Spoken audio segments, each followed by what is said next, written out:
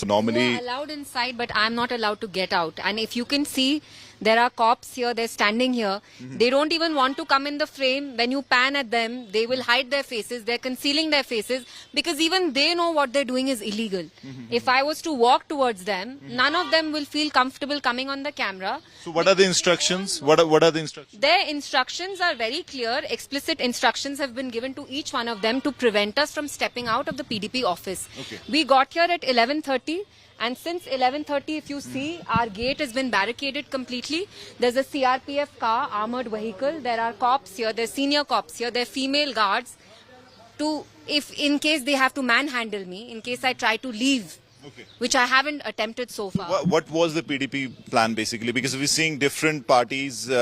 Congress tried to do a protest. BJP took out a Tiranga rally. So what were your plans? Our plans are absolutely peaceful, and I even very humbly appealed to one of the women cops here. I told her, look, we have placards, we have these, print-out sheets. We just want to do a very peaceful protest against the illegal abrogation of Article 370. But for the past 3 hours, we are not allowed to move out of the PDP office, and nothing here has changed. 6 years ago, when they carried out this, betrayal, they placed all of us under mass arrest, and even today, nothing has changed. Nothing has changed. So the build-up, because the rumor mills were rife, there was a lot of talk about another big decision as far as the BJP government is concerned. Let's go towards the Yeah. So you would be knowing since yesterday, everyone is discussing his own theory, probably another revision of J&K, or what's going to happen, what's going to be the big decision. What's your take on that?